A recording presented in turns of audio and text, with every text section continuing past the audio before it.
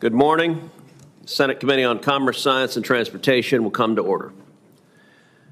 Before we discuss today's hearing, I want to touch on a separate aviation matter. Last week, this committee held a hearing on the January 29th DCA mid-air collision. Brigadier General Matthew Brayman, the director of the Office of Army Aviation, appeared on behalf of the Army. At the hearing, both Ranking Member Cantwell and I requested an Army memo outlining its standard operating procedures for when Army helicopters could forego broadcasting their locations and altitudes while flying near DCA Airport. The Army had earlier refused to provide the memo to my staff, despite being allowed to do so by the independent crash investigator, the NTSB. Given the opportunity to be transparent, the Army again refused to commit to providing the memo, which is entitled Automatic Dependent Broadcast Surveillance, or ADSB, Out, Off Operations in the National Airspace. So Ranking Member Cantwell and I followed the hearing with a joint letter explicitly requesting the unredacted memo. Now, for the third time, we made clear to the General that he had 24 hours to provide that memo, or there would be real consequences. It's now been 5 days since the hearing, and the Army has still not provided the memo.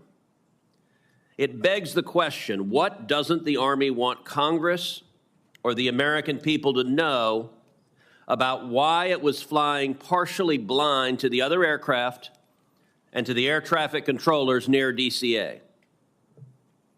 This is not acceptable.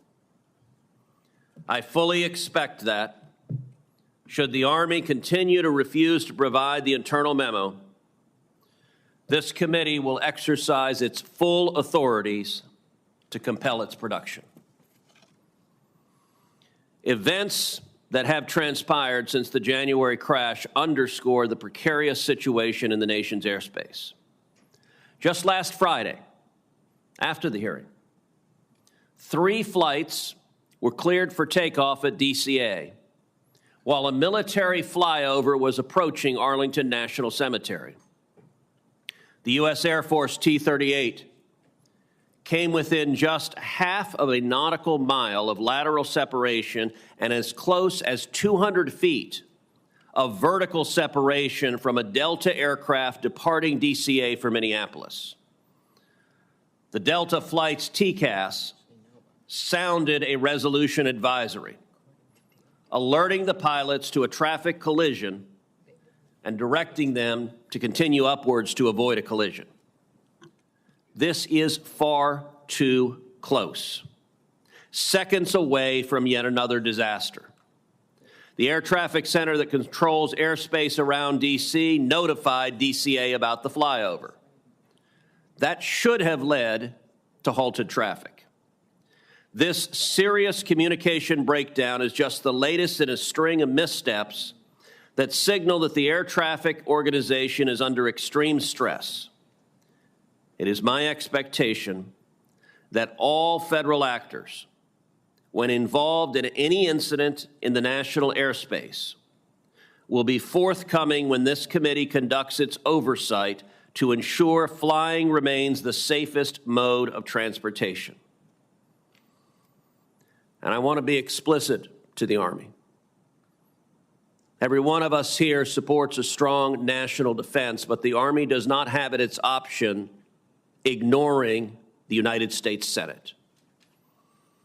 And if there is another accident, if another Black Hawk helicopter strikes another passenger jet and murders 67 people, because the Army refused to change its policy of turning off ADSB out, and rather than act proactively to protect people's lives, the Army chose to protect its bureaucratic ass,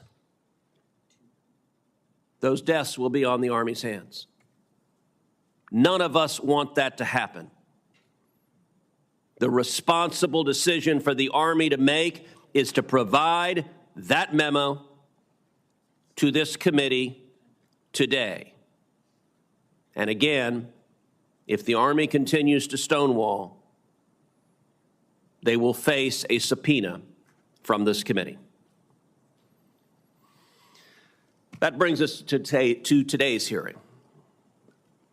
It is essential for members of this committee to hear directly from Boeing about its manufacturing challenges. I'm glad that CEO Kelly Ortberg is here today and here voluntarily. Mr. Ortberg, welcome, and thank you for testifying. For over a century, Boeing has been building aircraft in America.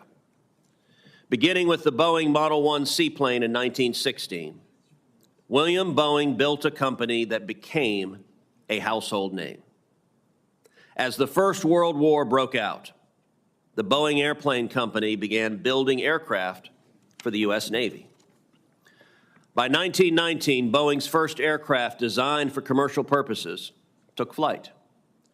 Throughout its storied history, Boeing aircraft have been synonymous with excellence, quality, and safety in flight. That was until October 2018, when a 737 MAX 8 aircraft operated by Lion Air crashed into the Java Sea, killing 189 people. 5 months later, Ethiopian Flight 302 would crash just after takeoff, killing 157 passengers and crew. 346 souls gone in an instant. Family members of those killed have since become tireless advocates for aviation safety. I welcome those family members who are in attendance today and convey my continued condolences for your loss and express my gratitude for your leadership. Thank you for turning your grief into advocacy. The MAX 8s were grounded soon after the second crash for more than 18 months in the U.S. as Boeing worked with the FAA on a software fix to prevent the technological breakdown that contributed to both crashes. I was among the very first senators to publicly call for grounding the plane, just days after the second crash. When the MAX returned to the air in late 2020, many hoped the worst was behind Boeing.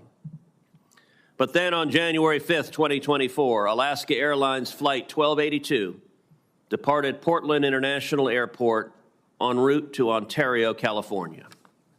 Approximately 10 minutes into the flight, the mid-cabin exit door plug, a section of the fuselage built to seal off unused emergency exits, fell off the plane, leading to rapid depressurization of the cabin.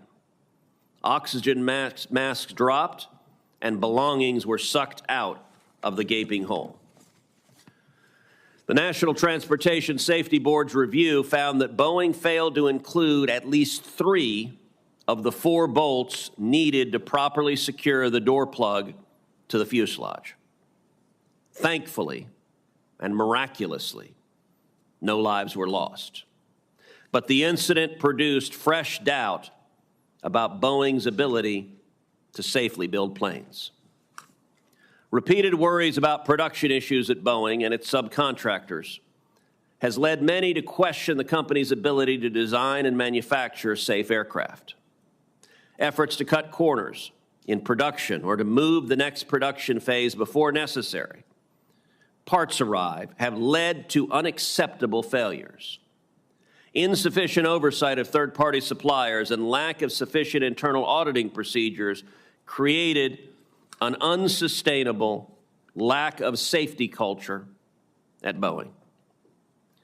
Since the Alaska Airlines 1282 incident, Boeing says it is working hard to address those concerns, including by developing a plan under FAA oversight for renewed safety and quality in production processes. It recently adapted its Speak Up program to allow employees to confidently and anonymously submit a concern when something seems to be going wrong. While the culture will not change overnight, Boeing must continue its work with the FAA to bring safety and quality back fully to its production processes. The FAA has been evaluating key performance indicators, or KPIs, to track Boeing's progress on key metrics. From discussions with the FAA and Boeing, I am told the company is progressing well and is on track to simplify needlessly complex processes, identify points of weakness, reduce deficiencies, and ultimately improve safety. But these conversations alone will not be the proper reassurance. This committee today wants to hear what specific and concrete actions Boeing has taken to fix the problems. How is Boeing progressing in its KPIs? What changes has it implemented to ensure a strong safety culture? And how has Boeing adapted its quality management system? We want to hear these answers not just from the company's CEOs, but from the company's managers, engineers, and machinists. I know the workers at Boeing desperately want their company to succeed too. So to those at Boeing facilities who are watching, consider my door open to hearing directly from you how you believe Boeing is turning a corner and fixing what went wrong. President Trump is taking great strides to bring back American manufacturing. I very much hope that Boeing is part of that renaissance. I want Boeing to remain a beacon of American excellence in manufacturing. Our country is better off economically, our aviation system is safer, and our nation is stronger when Boeing is stronger. I now turn to Ranking Member Cantwell for her opening statement. Mr. Chairman, can I have a moment, please? Could you receive The committee will come to order. The committee will come to order, and you will be removed if you disrupt the proceedings again. Mr. Chairman, first, before we begin on the point of today's hearing, I too want to join you in our request to asking the Department of Defense to give us information regarding the ADBS issue and the recent near collision, but obviously the tragic accident that happened with a CRJ and a Black Hawk helicopter. The fact that the military asked for an exemption, and in the granting of that exemption with the FAA, made it seem as if that was going to be a rare exemption used only infrequently, to later only find out that it had issued a statement to Congresswoman from the D.C. area, Eleanor Holmes Norton, that it was basically turning off ADBS 100% of the time.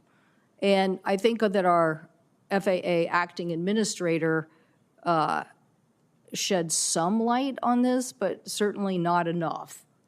And I agree with you. We need to have the answers, information that has been presented to the National Transportation Safety Board.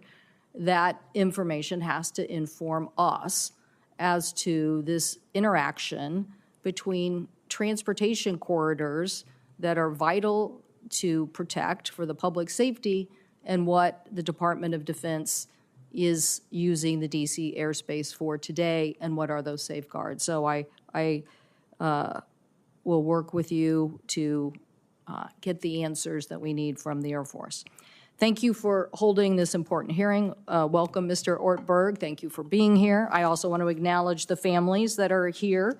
As the chairman said, you have been playing a critical role in aviation safety. People like Nadia Milleron or Javier De Luis, who was an active member of the expert panel, have channeled their unimaginable grief into very positive, purposeful actions for the flying public.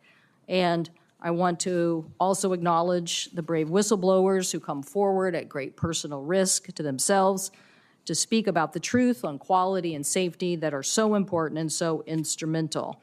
I know, Mr. Ortberg, the families are very worried about the company's renegotiation of a plea agreement and the corporate monitoring, and maybe we'll have a chance to talk about that today.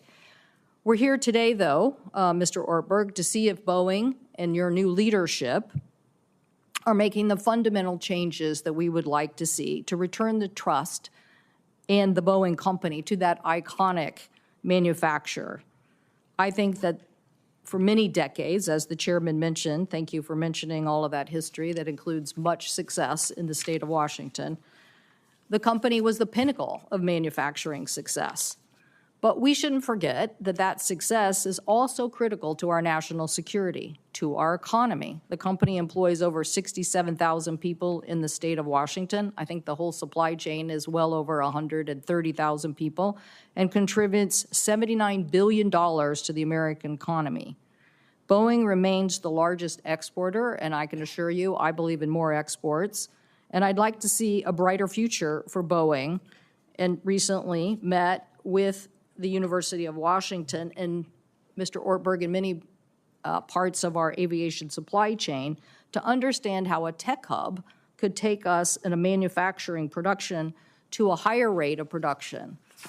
This, I believe, is so important. I think that what we're trying to understand is getting rid of safety inspectors is no trade-off, when in reality, aviation innovation can help us with both quality and safety. However, the company must address these manufacturing quality issues. As the chairman mentioned, the two 737 MAX jet crashes killing 346 people, and the Alaska door plug that happened last year. We know the economic impacts of this. Obviously, the MAX, because of a shortcut in safety, cost $35 billion to the company. The door incident and the financial costs to that are just not even good business. But we owe it to the families today to make sure that we are implementing the changes that are necessary to make sure that we are the leaders in aviation safety. I believe that starts with a robust safety management system, and that is what our expert panel found, a requirement from our safety bill to listen to NASA and to other industry leaders about what would help us in our safety culture. And they basically said that these were the important elements of a mandatory safety management system. So today, Mr. Ortberg, I'll be asking you about that. And I know that the reputation of the company in the past has been about instituting safety. But in 2020, when we passed the aviation safety bill, the law put the FAA back in charge of approving ODA unit members and restricting the FAA from delegating critical tasks relating to critical design features. And I will want to ask you about that today, and how, if the company had a safety management system, yet we still saw the problems of the door plug and other issues. So these issues about inspector staffing models, service difficulty reports, whistleblower retaliation are all issues I hope we address today at this hearing. This country needs a strong FAA to do its oversight job. The Boeing organizational design authorization that is expiring soon will need to be reauthorized, will need to be pushed through by the FAA. The last Federal Aviation Administration Boeing Aviation Safety Oversight Office leader, Ian Whan, decided to give an extension for 3 years, hoping that Boeing would make and show progress on that oversight authority before issuing a longer ODA. So we would love to hear about that today, whether the standards laid out in Ian Whan's oversight are being met at the Boeing company. The FAA needs to continue to play that strong oversight role, and the FAA needs to keep pace with technology. If the FAA, and I think NASA could be playing a larger role here in helping on technology, but the Department of Transportation Inspector General identified 16 weaknesses in the FAA's oversight of Boeing's quality management, concluding that the FAA was, quote, not effective at identifying and resolving production issues. And this was despite conducting over 300 audits at Boeing in a 3-year period of time. And yet the FAA wasn't able to detect these critical manufacturing deficits. The issue of the verification optimization program that was to literally basically replace quality inspectors with mechanic self-inspection, I think was the wrong approach. And the airworthiness standards for both the MAX 7 and MAX 10, instead of the design fixes, there were many issues that the Inspector General found were shortcomings. So we as a nation want to be the leader in aviation. We have to be the leader in aviation safety. Mr. Ortberg, you need to channel Bill Boeing. You need to change the safety culture at Boeing, and we're glad you did that by starting your tenure in Seattle. That matters, and that oversight matters in helping us resume the leadership position in aviation. So I look forward to your testimony this morning, those critical steps that the company is taking to restore the safety culture and the manufacturing excellence so our country can again be the leader in aviation and aviation safety. Thank you, Mr. Chairman. Thank you, Ranking Member Cantwell. Joining us today now is Mr. Kelly Ortberg, the President and Chief Executive Officer of the Boeing Company. Mr. Ortberg joined Boeing in this role in August of 2024, bringing with him over 35 years of experience in the aerospace industry. Mr. Ortberg, you are recognized for your opening statement. Thank you, Chairman Cruz, Ranking Member Cantwell, and members of the committee for inviting me to testify and your willingness to work with us as we make fundamental changes to our company to restore trust and return the Boeing Company to the American manufacturer it used to be. Since joining Boeing over 6 months ago, I've appreciated the opportunity to hear from many of you, and I'm committed to continue to work transparently with our regulators and with Congress. Last month, on March 10th, marked the 6th anniversary of the tragic loss of passengers and crew members on Ethiopian Airlines Flight 302.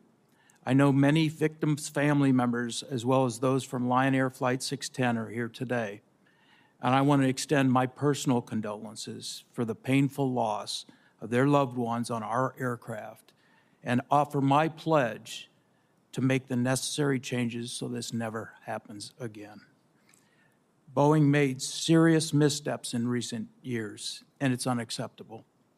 In response, we've made sweeping changes to the people, processes, and overall structure of our company. While there's still work ahead, these profound changes are underpinned by deep commitment from all of us to the safety of our products and services. This commitment to aviation goes well beyond Boeing. We play a crucial role in the U.S. economy and the national security, as evidenced by the U.S. Air Force recent selection of Boeing to build the world's first 6th-generation fighter jet, the F-47. As the nation's largest exporter, Boeing has helped support nearly 1.8 million American jobs and contribute $84 billion annually to the U.S. economy. It all depends on us getting this right. I appreciate the opportunity today to provide the committee with an update on the actions we're taking to strengthen our commitment to safety-focused, quality-driven culture, the results we are seeing, and ongoing work we are doing, which is fundamental to our leadership in aerospace. For over a year, we've been working with the FAA on implementing recommendations from the AXA Section 103 Expert Review Panel, which this committee was instrumental in creating. Boeing is implementing a robust safety management system, a framework built on proven aviation industry best practices to proactively identify and manage safety risks that may impact our commercial and defense products. We submitted our plan to the FAA ahead of schedule, and we have a strategy to fully implement well ahead of the required deadline.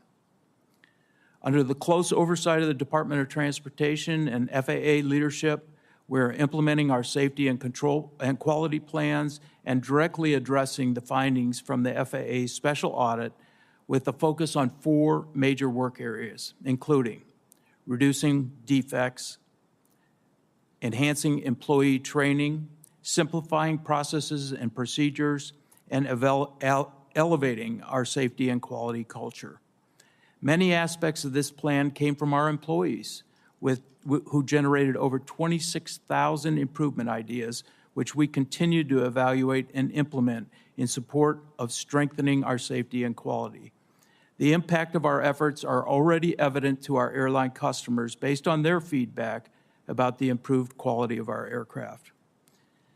Culture is perhaps the most predominant change we're making as a company. We're aligning our culture and our incentives with the values everyone expects from Boeing: safety, quality, and integrity. This starts with our leadership, including me, spending more time listening and learning from our employees, working to restore trust, and holding leadership accountable. I moved to Seattle because I believe our leadership needs to get closer to the people designing and building the aircraft. As part of Boeing's future, we took actions in recent months to improve our financial position and completed contract negotiations with our union production workforce in Washington and Oregon. We also expect to finalize the acquisition of Spirit AeroSystems later this year, which is key to delivering for our commercial and defense customers and will help improve our overall quality and performance. I have confidence in our plan because I believe in the dedication of more than 160,000 employees, 85% of whom are based in the U.S., and our nearly 10,000 suppliers across the country. No one is more committed to our company turnaround than our team. Working together, we're focused on connecting the world, protecting our freedoms, and supporting our economy. And in closing, I want to reiterate my thanks to Chairman Cruz, Ranking Member Cantwell, and members of the committee, and I look forward to taking your questions. Thank you. Thank you, Mr. Ortberg. Let me start with just a simple question, which is, can travelers trust Boeing? 346 people died in the 2 737 MAX 8 crashes. We are extremely fortunate that no one died in the door plug incident. Since 2018, Boeing's mistakes have caused many people to question whether Boeing is still capable of making safe aircraft. Mr. Ortberg, what can you say here to the millions who will board a Boeing plane this year, to the millions who will put their children on the plane? And I suspect every member of this panel, fly Boeing planes every single week.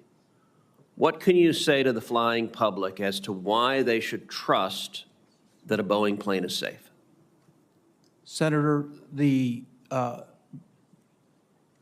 Boeing aircraft, 737 MAX airplanes take off and land every 2 seconds of the day, safely take off and land every 2 seconds of the day.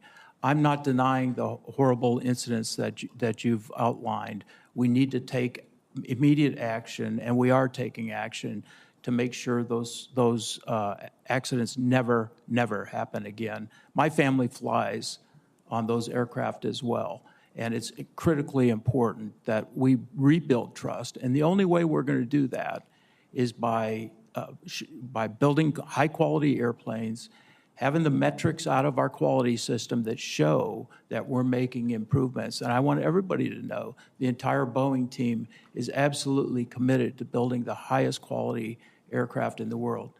Air traffic is the safest mode of transportation, and we need to continue and continue to find and learn if there's incidences so that these don't turn into tragic accidents in the future. As I mentioned, the NTSB's investigation of the Alaska Airlines door plug incident revealed that it was caused by manufacturing errors at Boeing. Mr. Ortberg, you joined Boeing more than 7 months after the door plug incident.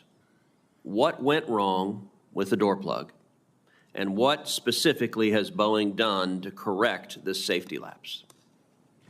Senator, first of all, it's unacceptable that an aircraft left our factory without that door plug properly installed. And let me just make that perfectly clear. That can never happen again. One of the things, there's currently an NTSB investigation, as you're aware on that. We're not waiting for the NTSB to finish their investigation. We've taken immediate action. One of the first actions was to work with our airline customers and the FAA to go inspect all the aircraft out in the field. And we've done that and ensured that there are no other incidences of a door plug not being installed properly in the field. The second thing that we did is we found that the proper paperwork was not completed when the door plug was removed in our factory. We've gone through extensive retraining of our workforce to make sure they understand that violated our policy and that they have to complete the proper paperwork. We've eliminated or reduced the number of people who can actually do the modifications for the door plug so that in the future we have fewer people that are allowed to even touch and remove the door plugs. In addition, one of the contributing factors is we identified that the door plug needed to be removed in order to do some repairs on the aircraft that were a result of defects in the fuselage. Those defects come from our fuselage supplier from Spirit Aerosystems in Wichita. The airplane moved down our factory line too far after we identified those defects, which contributed to the risk the risk of the door plug not being properly installed. So we have made changes to our process, pushed all those defects back up to Spirit Aerosystems, so we're not bringing those into our factories. And so far, sir, we've seen a 56% reduction in defects coming out of Spirit, so that's going to help us significantly. We've also implemented a move-ready safety process, so the airplane cannot move down the production floor if equipment is not installed or rework has not been accomplished. If the aircraft has equipment not installed, we go through a safety risk assessment and look at the risk of moving the aircraft, and we've done that 800 times, and I can tell you of the 800 times, 200 times we've not moved the aircraft. We've held the aircraft because moving it would incur risk to the production system. And we've also seen a 50% reduction in work that has traveled down the factory floor. We continue to work in improving those numbers. Those are one of the KPI indicators that we're using with the FAA. So we've made drastic changes to our internal process to ensure that this will never happen again. Okay, final question. I'm sure you're aware that whistleblowers and others, including Ethiopian authorities, have suggested manufacturing errors, particularly with electrical wiring, contributed to the MAX crashes. Mr. Ortberg, is this an issue you've discussed with Boeing employees since joining the company? And if so, what is your opinion on whether there were also manufacturing defects that may have led to the sensor defect?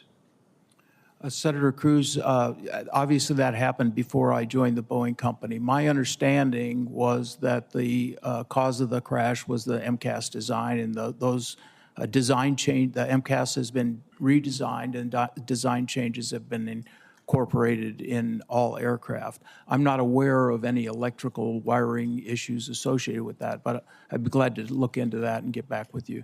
So just to be clear, your testimony is you have not had conversations with Boeing employees about whether there were electrical issues that also contributed to that crash? Not specifically, no. Okay, thank you. Ranking Member Cantwell.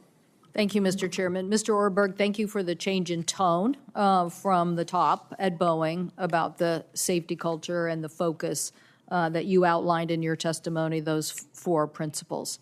I wanted to drill down on the safety management system.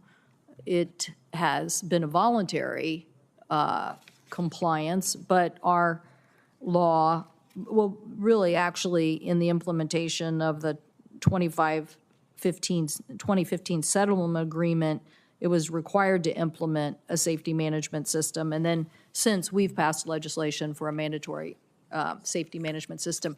You mentioned the expert panel. I think they were very critical of the SMS structure that existed at Boeing under that voluntary structure. So how is it that this is going to change? And will you commit today to a fully functioning safety management system that meets the FAA standards? Senator, you're right. We've been operating under a voluntary SMS for approximately the last 4 years. And I think the Alaska door accident was a cathartic moment for all of us to step back and look at what happened and how could this happen within the safety management system. We had the expert panel. We also brought in outside consultants. The FAA did a comprehensive audit of our systems, and we found significant gaps in many of the processes that we use to implement our safety management system. Those gaps are all a part of our safety and quality plan that we're working with the FAA to improve the overall performance. I'm absolutely committed to a mandatory safety management system. I appreciate your leadership there, and we're working to get that done. Actually, I'd like to have that in place by October of this year. We've submitted our draft to the FAA, and we're absolutely committed to moving to a mandatory SMS. Thank you. Thank you for that commitment. The expert panel couldn't have been more specific about this particular recommendation, and I think the industry writ large also thinks it's the gold standard. So certainly appreciate that. Now, when it comes to the ODA FAA oversight and the delegation of authority, this is not, I think the person in charge of this at Boeing has recently been let go or put on leave. So you can tell me how you plan to bolster this position within the company. But when you look at the issues like the MAX anti-icing system issue and the 737 rudder actuator, and these are issues that have been, the subject of, much investigation. In one instance, my colleague who's not here yet, she and I joined a letter asking, for this issue to be addressed and not delayed. So I think the committee's getting a big sense that the NTSB makes recommendations, the FAA kind of ignores them, and then it takes a long time for them to be addressed. And what we're trying to understand is in the ODA process, what structure and oversight, before we hear from the FAA on this point, what do you think about these incidents not being addressed in the oversight process? Like the anti-icing system and the rudder issue. Senator, we've taken a look at the IG report, which has several recommendations, a series of recommendations to the FAA. Many of those recommendations require support from the Boeing company to provide information and data. So I can assure you they'll get full support to ensure that they have access to all the information they need. Now, on a higher level, the ODA, as you know, is a delegation that the FAA provides to us to do some work that a typical FAA inspector would do. I think the ODA is an important element of the success of the aerospace industry. The people that are our ODAs in our organization operate independently. They operate on behalf of the FAA. They have direct line of communication with the FAA, and we've made, as a part of the feedback, we've made changes to our ODA organization structure to ensure that they're not feeling pressure from management to do things that are not proper.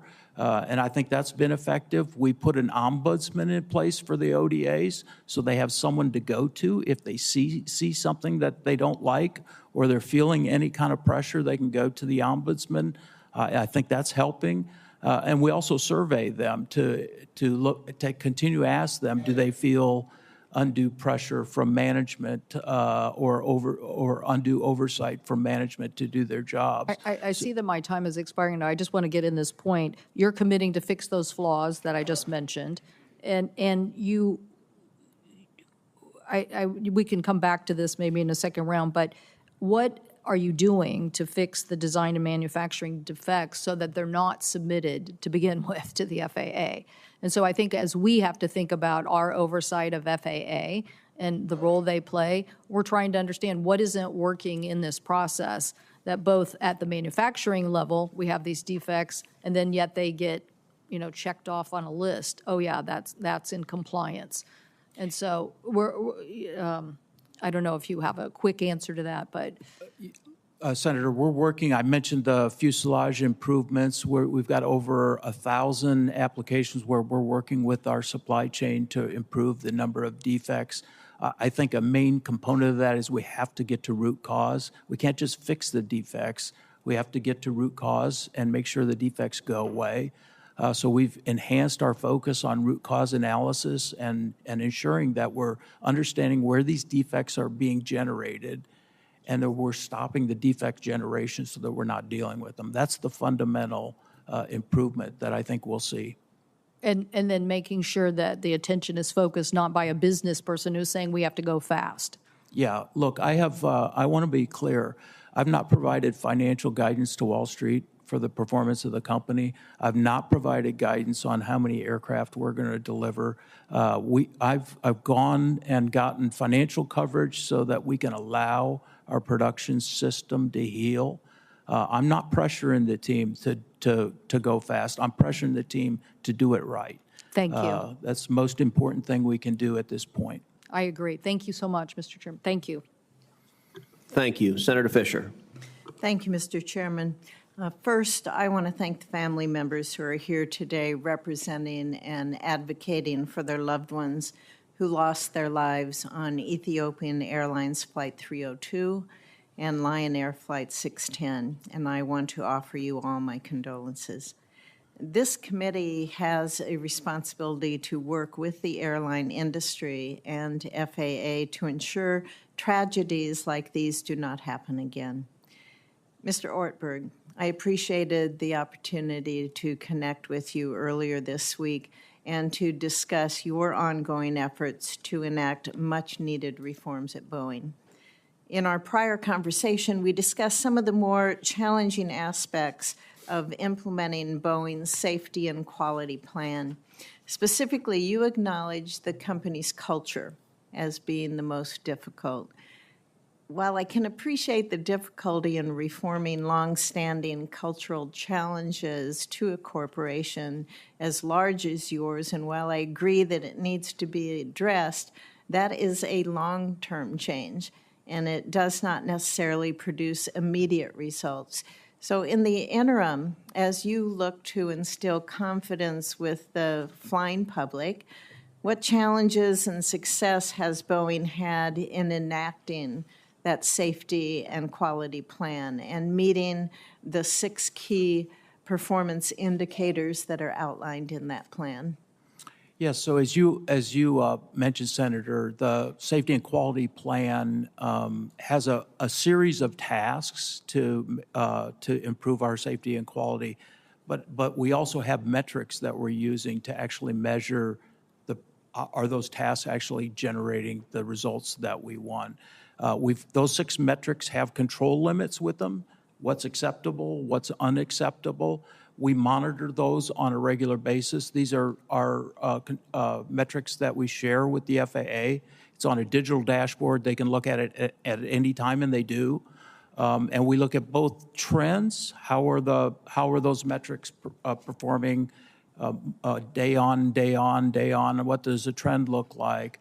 But also, what does the absolute number look like? So far, and it's early, admittedly early in our production recovery system, so far we're seeing the results that we expect. The key metrics are trending in the right direction.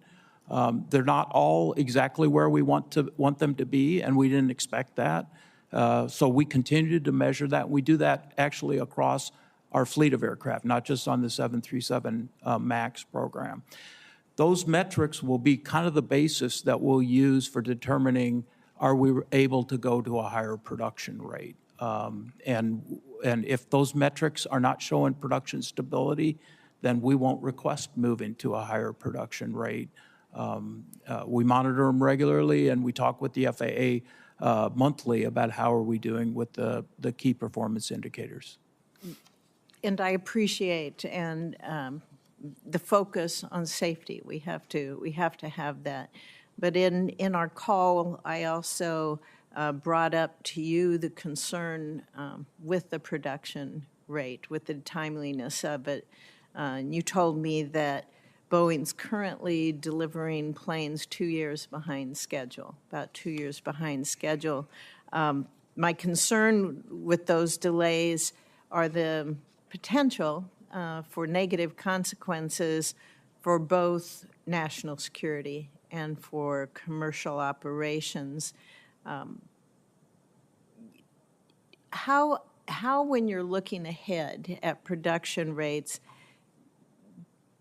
how long do you think, and I know it's early in your tenure, but Boeing should be able to deliver planes in a timely fashion while also meeting the high safety and quality assurance expectations from the FAA, from your customers, and from this committee, what this committee expects. So what steps do you see Boeing taking to reduce the production delays while still adhering to the plans? So are Senator, those the metrics, the 6 steps, the metrics that you're seeing?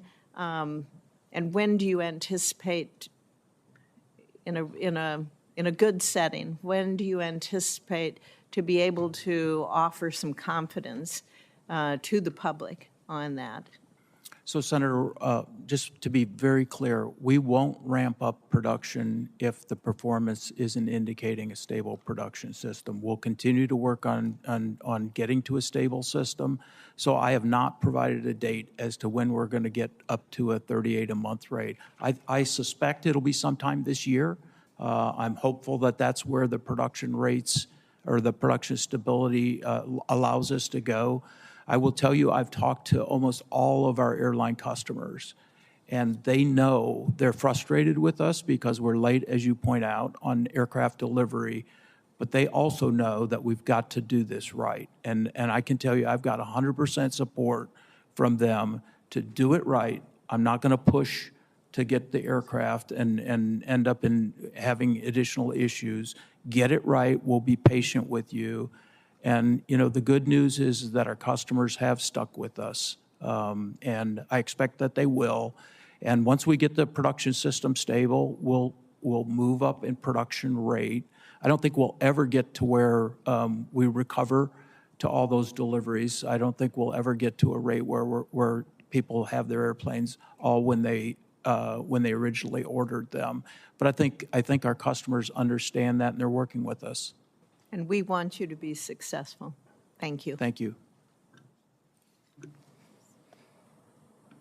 Thank you. Senator Klobuchar. Well, thank you much, Chairman. I just want to start by expressing my deepest sympathies and appreciation to those who are here today who lost loved ones. We just lost a Minnesotan, Wendy Jo Schaefer, in the tragic midair collision in Washington, D.C. And my thoughts are with all of you, and I hope we can make this better. As Chair Cruz noted in his opening statement, there was a recent close call unrelated to Boeing involving a Delta jet that was filled with Minnesotans, including a member of my staff, that came within 500 feet of a military plane. I actually talked to the DOD over the weekend, Mr. Chairman, and they have assured me this was going to be an immediate FAA investigation. From what I understand, this was not about the airline, and we have to figure out what went wrong here. So my questions of you, Mr. Ortberg, thank you for being here. In your testimony, you discussed the efforts to elevate Boeing's safety and quality culture and how you have engaged workers in the process, generating 26,000 improvement ideas from employees. Could you talk about how you have what work you've done on open communications, and how are you ensuring that employees continue to speak out on issues when they see them? Thank you, Senator. The culture change and allowing people to speak up is critically important to me, and I think to the success of the long term of the Boeing company. We've made significant changes in our business processes to get people, as I mentioned, closer to the people building and designing the aircraft. We've initiated a culture change process within the company, which, again, I believe culture starts with the values and behaviors at the top, the leadership. We need to walk the talk, and people need to see that in the organization. We're putting those values and behaviors into our performance management system so that people are evaluated and their annual performance is determined based on how they exhibit those values and behaviors. We're putting it in our training programs so that we're training our leaders. We're also making leadership selection decisions based on how do these people exhibit the behaviors in the company. Okay, thanks. Go ahead. You have one more thing. My experience is that once people understand what behaviors are acceptable, they tend to align to them. It's when we have a leadership that maybe is not exhibiting the behaviors that are on the poster on the wall, but not exhibiting those. People are smart. They figure out how to understand what they're really being rewarded on. So we're really working to change that culture, and I think get to a culture where people feel free to speak about issues and communicate across their team so that we can get issues resolved quickly before they turn into bigger issues. Thank you. We also have the issue of pipeline of workers, and the Wall Street Journal did a report on this just last year. Senator Moran and I got included in the FAA reauthorization, our bill that created a new grant program to train aircraft manufacturing technical workers. Could you talk about what you've done to make sure that we're getting in more workers and what we should be doing better on that front?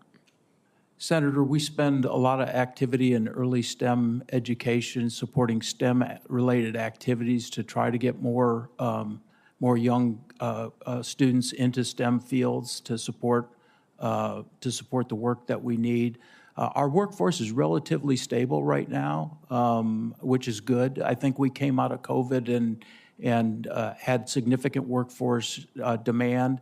We've been through that. Our focus right now is on training and ensuring the people that we've brought in are effective and efficient in what they're doing. Thank you. Just one last question. Following the Alaska Airlines Flight 1282, the door blowout, can you walk through what the enhanced oversight, because since then you've been under this enhanced oversight, walk through it very quickly compared to the previous oversight, FAA oversight? So there's additional formal inspections being done at Boeing. There's more formal inspections being done at Wichita. Every door, whether it's a door plug or an active door, is going through additional inspection to make sure there's no workmanship errors that would require rework at a later date in our production facility.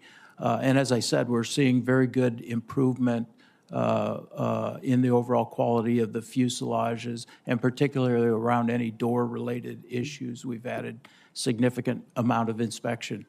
Okay, thank you. Thank you. Senator Moran.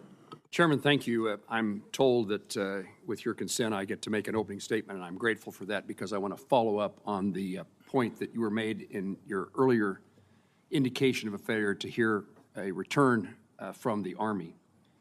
And just to highlight the issue and its broad magnitude and consequence, the NTSB report in regard to Flight 5342 originating in Wichita, Kansas, and having its fatal conclusion at Reagan National, now 63 days ago.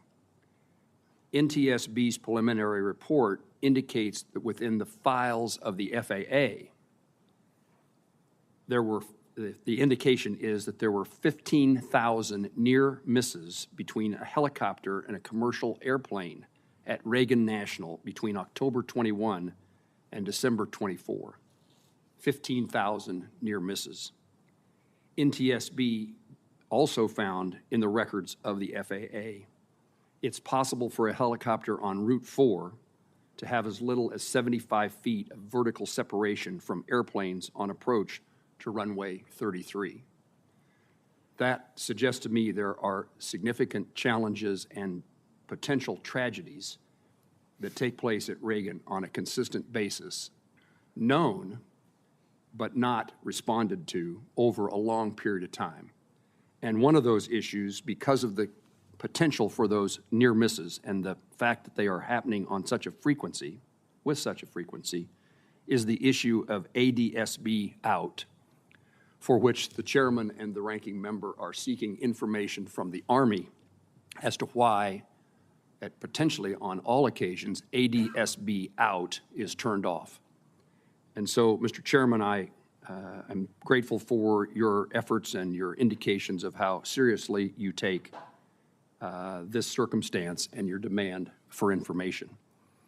In today's hearing, now to my opportunity to ask questions, this accident that occurred 63 days ago reminds me of the fragility of life, and it makes me even more compassionate and concerned for the victims of those who died in previous crashes. It's a wake-up call and an opportunity to reassess things that are really important in life, and we need to do everything, as we know we need to do, to make certain that those who fly know they are safe, because they are safe. I'm going to ask you, Mr. Ortberg, about a number of things related to Wichita and manufacturing there, but I want to highlight my view that before we talk about the economic and job opportunities that occur with your company, that the most important thing for a future of the aviation industry is the public knows they can fly safely, because they can. In the absence of that, there really is no future for the aviation, for the commercial aviation industry. And so safety undergirds everything that you need to do and that we need to do for a future for your company and a future for the aviation industry in our country. So I want to ask you specifically about some things in Wichita. You were kind enough, you were gracious enough on your third day on the job to visit Wichita. You've indicated in your testimony the role of Spirit Aerosystems to the Boeing company. And I don't know that you said this in your testimony. If you did, I'll repeat you, but otherwise, Boeing is in the process of acquiring Spirit Aerosystems. That is a hugely important company in Kansas, our largest private employer, employing about 12,000 people. And I want to use this opportunity because it will be rare for folks back in Kansas to have the opportunity to ask you about what the future of their jobs are and what the future of many businesses who rely upon work at Spirit. We have hundreds of small businesses who do work for Spirit. Who do work for Spirit, but also do work for Boeing. And so it's not just one company, it's not just Spiro Aerosystems, it's the whole system by which Kansas aerospace and aviation, the air capital of the world, operates. When I first had a conversation with Boeing officials about the potential acquisition of Spirit Aerosystems, one of the things that I think that was said to encourage me to be supportive, this is me putting my own motives into this sentence, but the point was made that it was indicated that without the acquisition of Spirit Aerosystems, the new generation of any aircraft developed by Boeing would not involve work in Wichita or work in Kansas.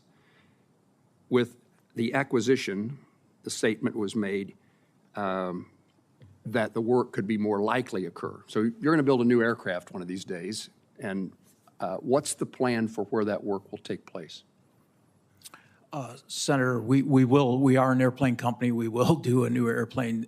That's not in the near future, given the financial performance and the challenges that we have. Obviously, we're studying that, and we have to determine what the final design of that aircraft would be to determine where we're going to manufacture certain components. Let me just assure you that Spirit Aerosystems and the work we do in Kansas is critically important. We're spending a significant amount of our capital to acquire that company, and we're not going to do that and move work out of Kansas. The work that we're doing there is going to stay there. In fact, I'm very hopeful that once we get the acquisition closed, we'll find opportunities to do actually even more work. And again, it's critical that we ramp up our production because, as you know, All those fuselages are built by Spirit Aerosystems. So every time we can move to a higher production rate, it's going to create jobs and opportunities for us in Wichita.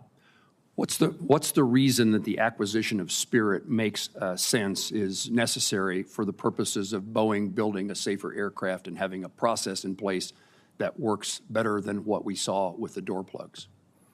Senator, we really believe that being able to focus the organization and integrate it within our commercial production system as a one integrated organization will help us be more efficient and will help improve the overall quality and performance of the fuselages that we're getting from Spirit. Now, as you know, it's not just 737 fuselages. We also have defense-related activity.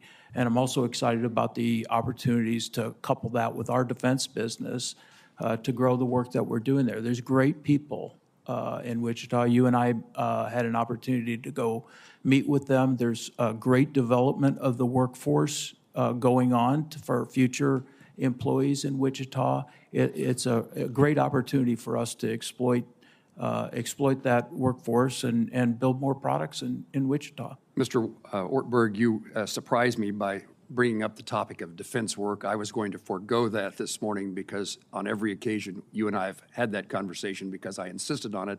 You voluntarily brought it up, and I'm appreciative of that. It causes me to then ask this question. First of all, congratulations to Boeing on its successful Air Force contract with the F-47 in GAD. What can I expect in regard to work in Kansas that would help fulfill that contract? Senator, I can't answer that right now. I'm headed to, after this hearing, I'm headed to St. Louis to talk with my team. There's clear security classifications that I need to understand exactly what that answer is. I'll get back with you on that, if you will. I look forward to having that conversation again. Thank you very much. Thank you. Thank you. Senator Duckworth. Thank you, Mr. Chairman. Again, thank you, Mr. Ortberg, for meeting with me a couple of weeks ago on a January earnings call, and this is to touch on some of the questions you've been asked, but I think it's important to clarify. On a January earnings call, you told investors that you wanted to get through the production cap of 38 jets per month and ultimately reach a production of 42 per month by sometime this year. When I asked you about this, and as I've listened to you answer some of my colleagues here this morning, I am encouraged when you told me that this was not an expectation that you were setting for Wall Street, and that your priority was to ensure production quality, not a particular increase in the production rate. Can you assure this committee that you have not set a 737 MAX production goal for this year, and that neither Boeing's directors nor its other senior management are under pressure to reach a particular production rate by the end of this year? Senator, we have an internal plan. We have to have an internal plan to allocate our financial resources. So we have an internal plan that has an assumption on the number of aircraft, but we have not committed that plan externally. Normally, airplane manufacturers put out a number of aircraft that they will deliver, and then they march to that throughout the year. We are not doing that. We're not putting out either the financial component or the number of aircraft we'll produce. I have said what I've said here today, which is I do hope that we move from 38, move above 38 per month this year, sometime later this year. When that happens is when these KPIs indicate we're ready to do that. And obviously, we have to have the FAA oversight, and the FAA essentially makes a decision as to whether they approve our ability to move beyond that rate. In light of that internal plan, can you assure this committee that neither you yourself nor any other board member or senior manager at Boeing has a financial incentive tied to an increase in production rate? We have, Senator, we have a incentive plan that's based on the overall performance of the company. If we produce higher airplanes, that will result in higher performance. So it's indirectly, but we don't have a specific number tied to that, and nor have I communicated a specific number to the employees in the company. So the employees are not marching to a particular airplane production rate. But if the production rate increases, there is financial incentives for yourself and other board members and senior managers. Our annual incentive plan has sales, profit, the normal financial measures, and And obviously, the more airplanes we deliver, the higher those numbers would be. Okay. I want to go to the delegation of inspection authority, a discussion that has already happened today. In October, the DOT's Inspector General found FAA's oversight of Boeing production was not effective. The FAA's oversight was so bad that the IG issued 6 separate recommendations to the FAA to fix its process.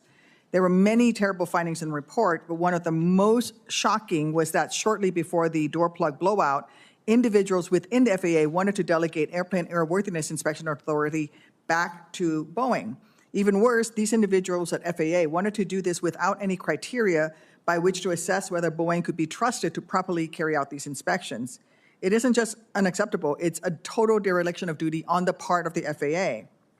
Prior to the 737 MAX crashes and production problems with the 787, FAA allowed Boeing to self-inspect their aircraft to ensure they conform to the FAA-approved type design.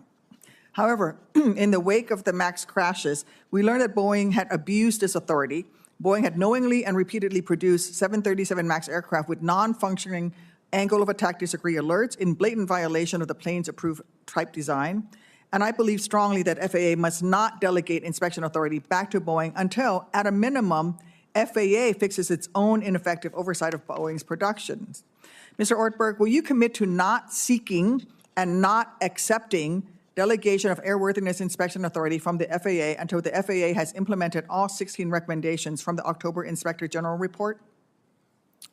Senator Duckworth, what I can commit to is that we are working transparently with the FAA and will support by providing them whatever information they need from the Boeing company to address the IG report. Those recommendations were specific to the FAA, so I'd have to defer to them in terms of their plans relative to implementing those recommendations. That's not what I'm asking you. It is up to the FAA to determine if delegation is permissible, but it will be up to Boeing to decide whether to accept that delegation of that responsibility.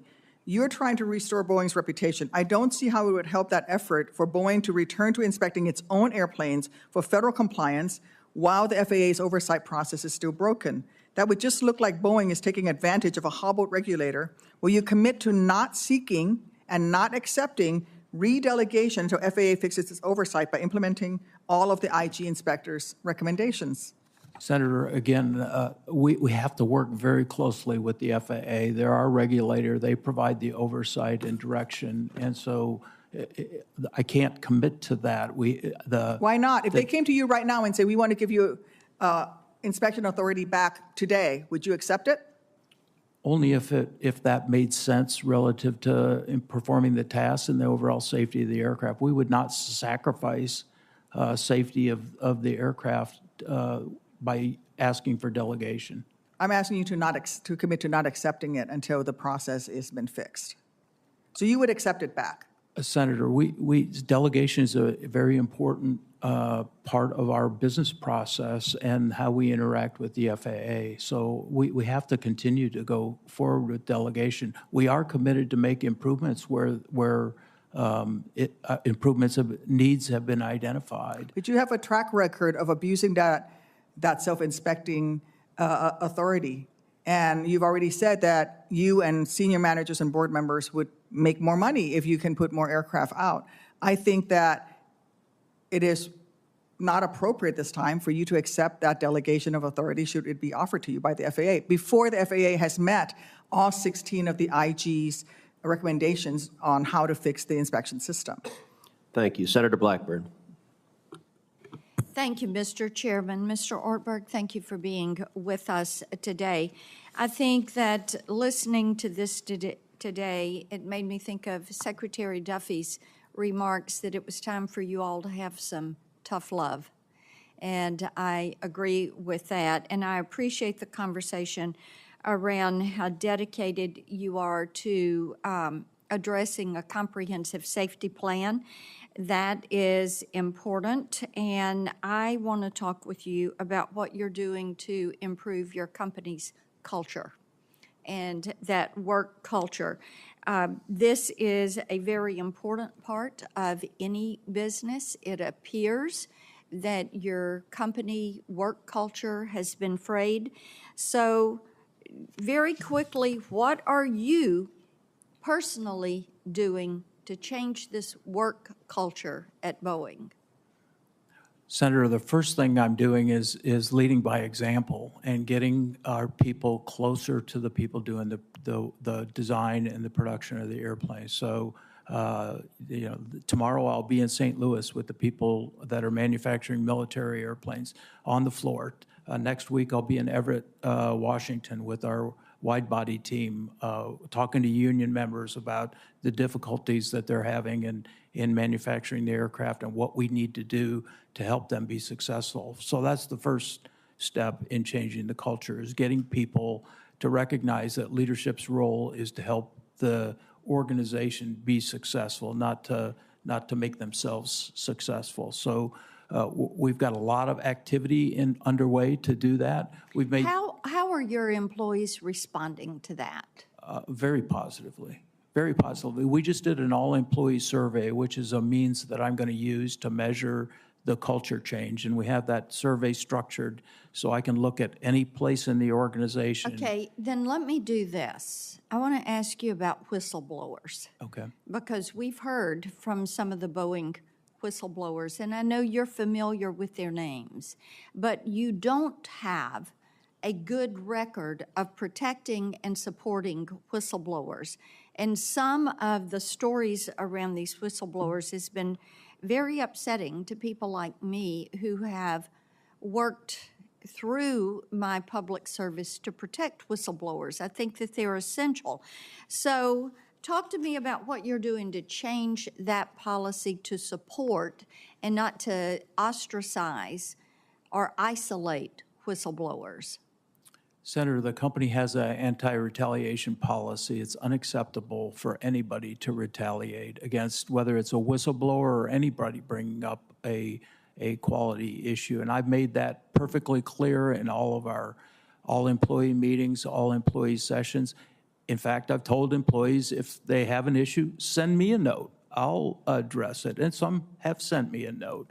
I've met with the whistleblower, one of the whistleblowers. My door is open to discuss with any of the whistleblowers what they're seeing and make sure that there is no retaliation in the organization. But this is a part of the culture change within the company, is we need... Oh, not to interrupt, but I want to ask you, are you stepping back to some of those whistleblowers who have experienced a less than positive relationship? Are you righting those wrongs?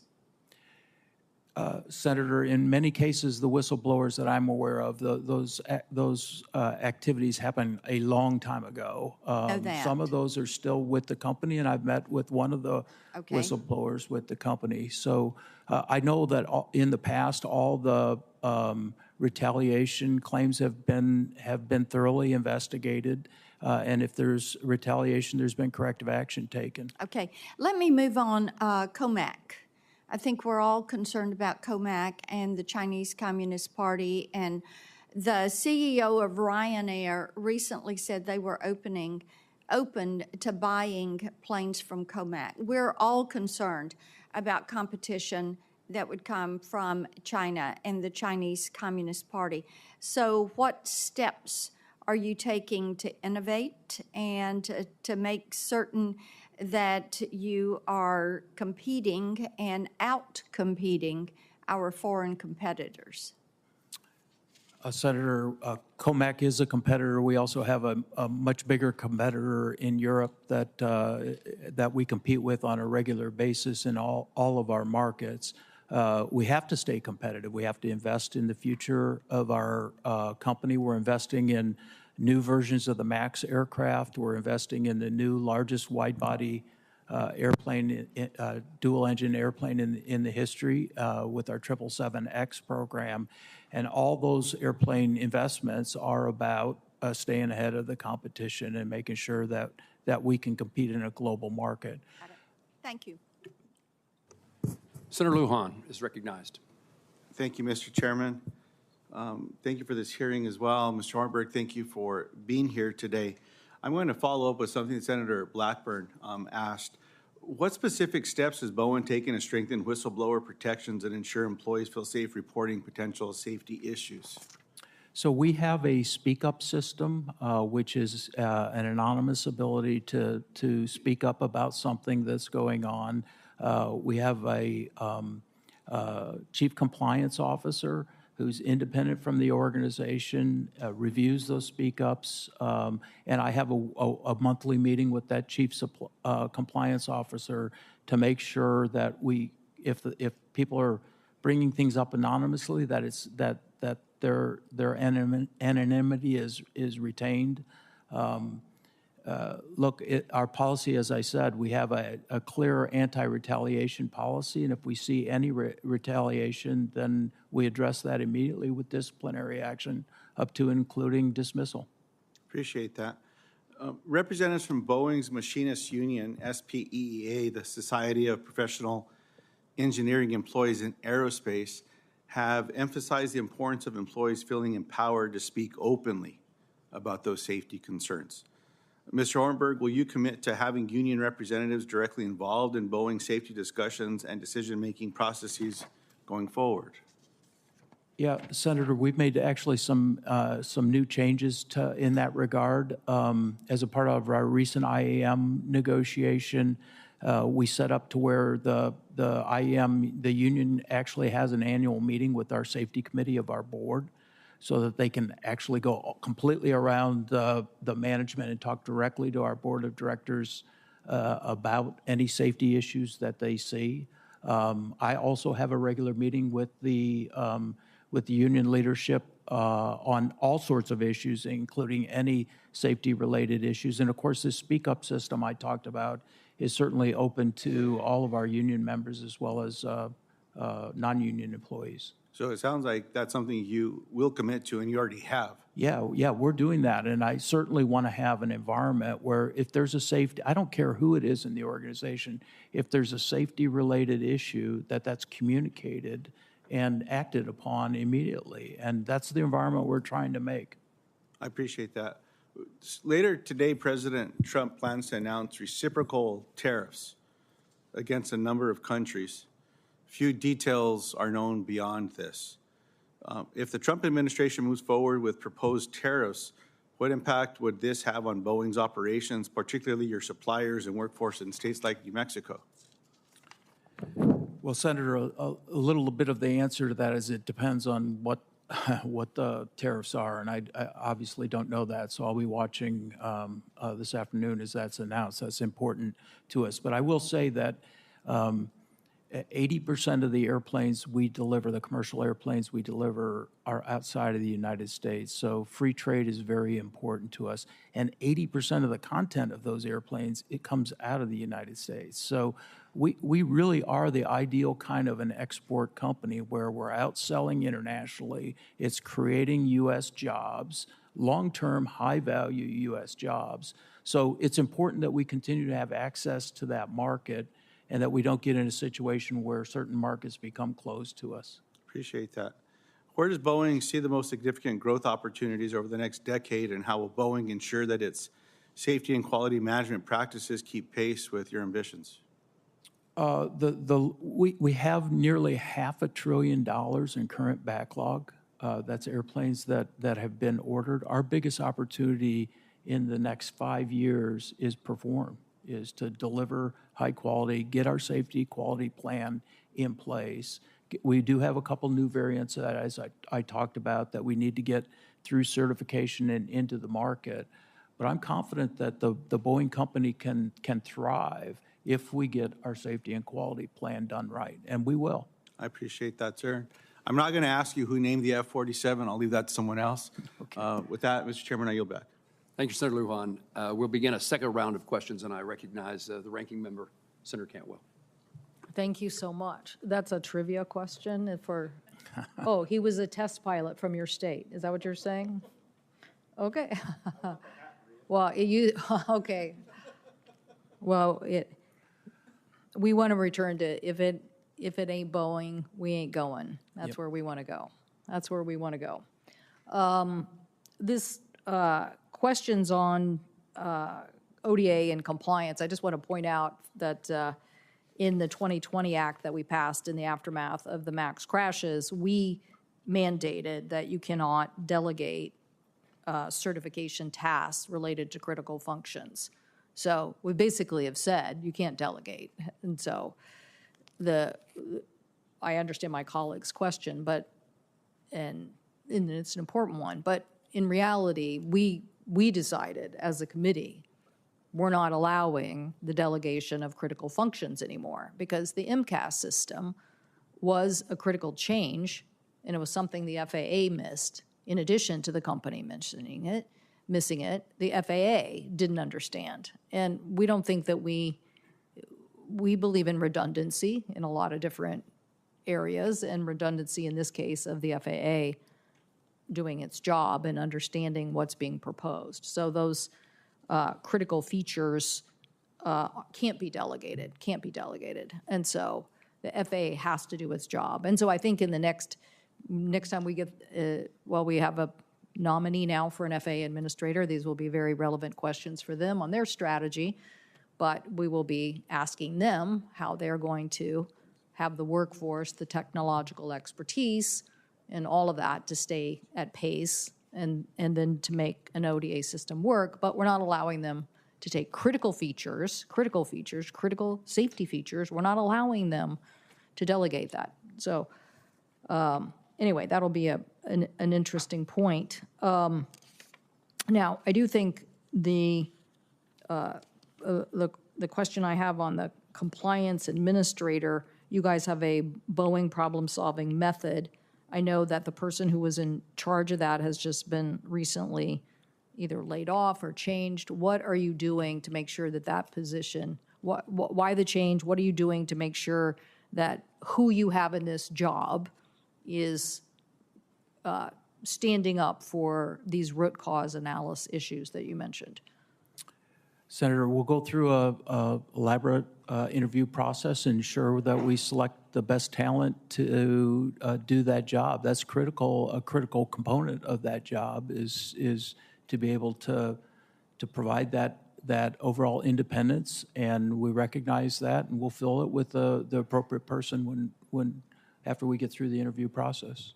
And do you think that you're in alignment with SPIA and machinists on what the feedback process is in the company? I asked the former FAA administrator whether he believed that the FAA should have oversight into those issues being brought up. So you've mentioned speak up a couple of times, and I'm just not familiar where you are in your conversations with SPIA and machinists, whether they are satisfied, what we have to do to make sure that they feel like they have a voice without intimidation. Yeah, I think we're making progress, Senator, in that area. We do a survey to make sure we understand what is the current situation. We've seen 3 times the number of speak-ups in the last year over the prior year, so that gives you an indication that people are feeling comfortable to use the system.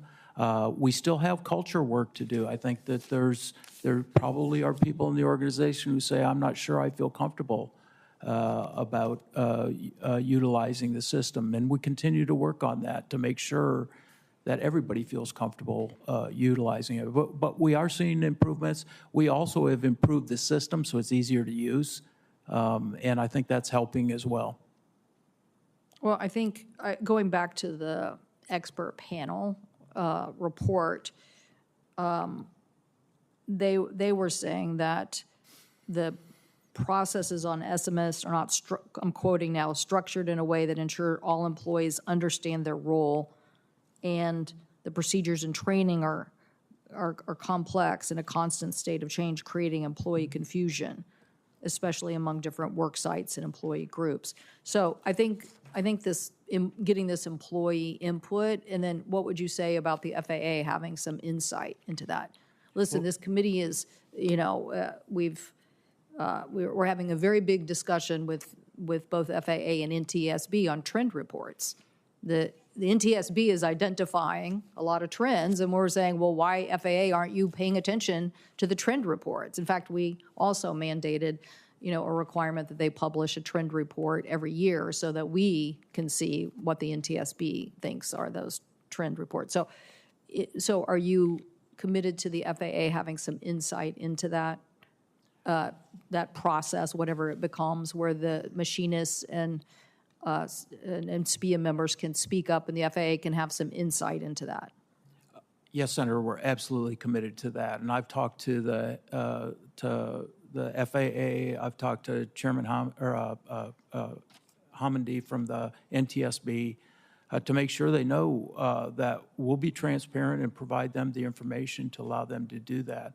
I think Chair Hammondy has publicly said she believes the next accident is lying in the data and that we need to do a better job of analyzing the data. We've stepped up our in-service data collection process for our airplanes in service so we can do just that, start doing more data analytics on what we're seeing, identify trends before they become incidences. And I think what she says is absolutely right. And we need to be transparent. The industry needs to be transparent. Thank you for that. On this data. I see my time has expired to go to the next round, but that is a change. What you just said is a big change, is it not? The in-service data analytics. Yeah, Senator, this is a massive change that we've been making in the company. We've talked a lot about manufacturing changes, how we build the airplane, how we design the airplane, but it's also super important that we pay attention to how the airplane is being operated, how it's being maintained, and we have the ability to collect a lot of that information from our customers and look for trends, use artificial intelligence algorithms to help us sort through that data and find trends and then go address those trends. And those trends could result in changes to the airplane or changes to the training or changes to the maintenance processes, whatever the corrective action, it's important that we do that. Well, I actually believe that you could do a better job at analyzing that information faster and getting that to your engineers that give them data to think about things. And so I think that's a very, very important change. And I also just, as my colleague was asking about trade, I'm not going to ask you about that, but I would just point out that the world demand for airplanes is 40,000 planes over, I think, the next 10 years. So the race is on. Yeah. So I really appreciate you getting the safety right. Thank you. Senator Markey. Thank you, Mr. Chairman, very much. I first want to offer my deepest condolences to the families of the victims of the Boeing crashes who are here today. Thank you for being here. And we're going to remember your family members every day that we're working on these issues.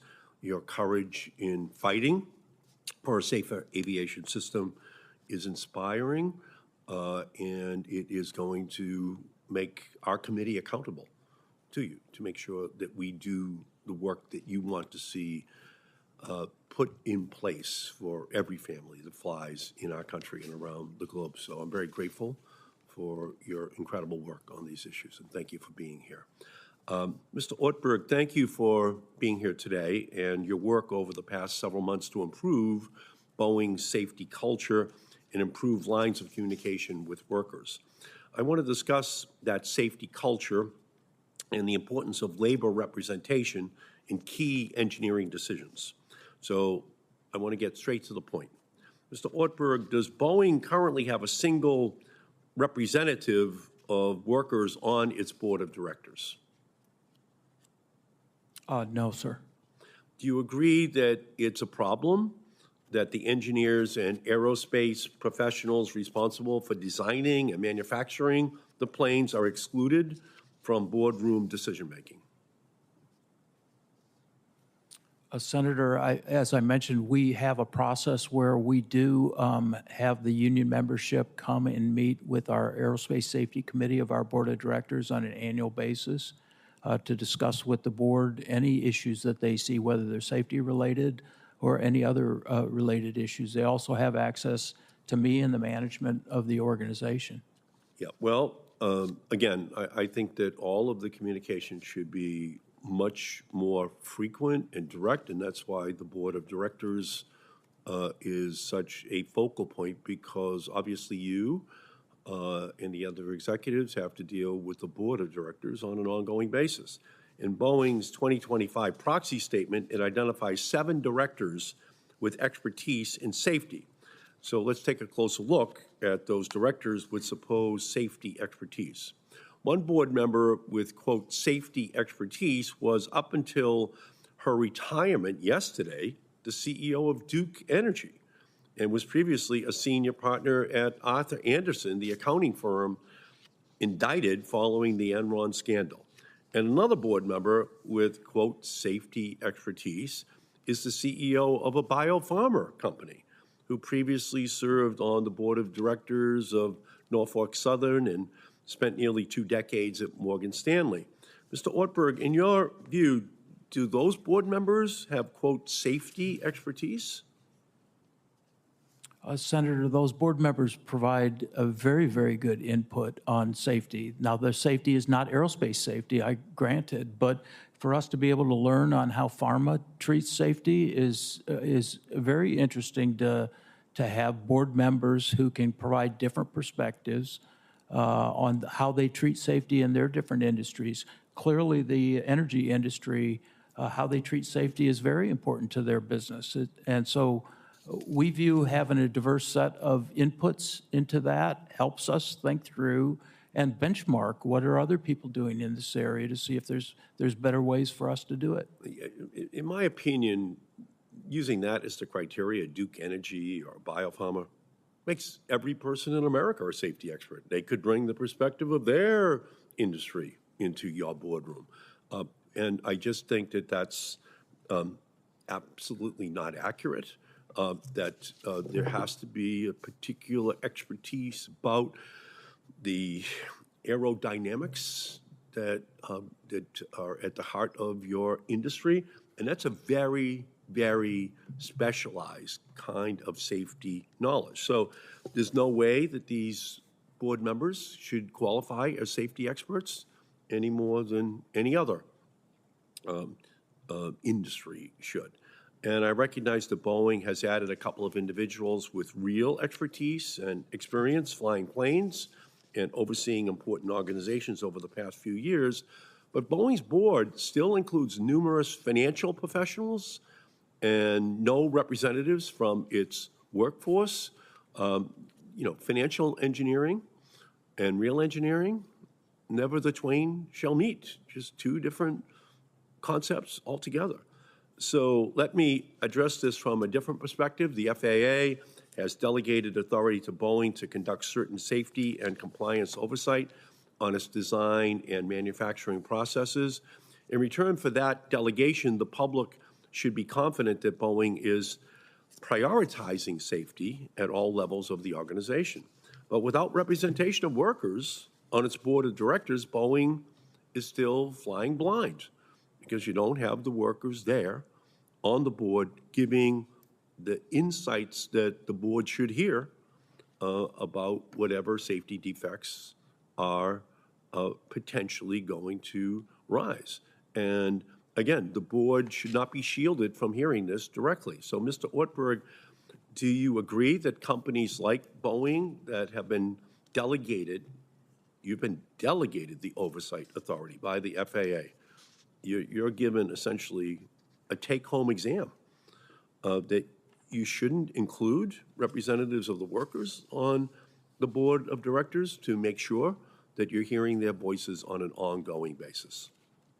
Senator, at every board meeting, we have an aerospace safety committee meeting that goes through all safety-related issues. That input comes from anywhere in the company, including our labor workforce. So I do believe that the message is coming through. I think the message is analyzed, and the board takes it very, very seriously. Well, from my perspective, that's not enough. That the board members themselves should be hearing from a worker with expertise in safety issues. So they're hearing it directly in every board meeting, what the concern is that workers may have. And I think it's a fair trade, to be honest with you. Boeing receives some authority to self-regulate while creating structures on its board to ensure that it is prioritizing safety and not profits. And that's why today I am introducing the Safety Starts at the Top Act, which will require major aerospace manufacturers that have been delegated regulatory oversight from the FAA to include multiple labor representatives and safety experts on their board of directors.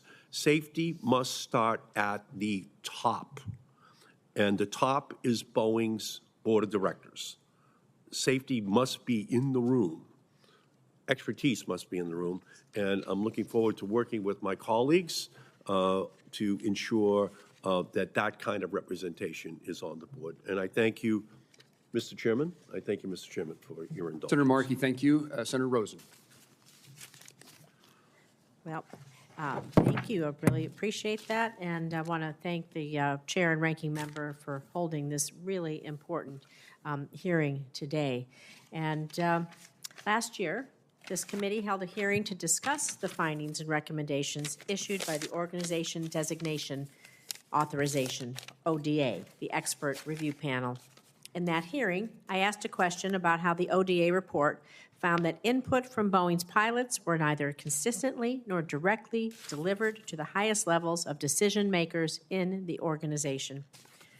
I believe it's essential to make sure that pilots have a seat, not just in the cockpit, but at the table, so that we ensure their expertise guides and enhances airline safety. It's why I'm glad to see that in the summary of its new safety and quality plan, Boeing has committed to elevating human factors and strengthening the role of pilots in the design process. So, Mr. Ortberg, how has the role of pilots in the Boeing design process changed since the ODA review? What are you doing differently now? And what will Boeing ensure, and how will you, ensure that there's meaningful and consistent input from pilots integrated and prioritized into the design process?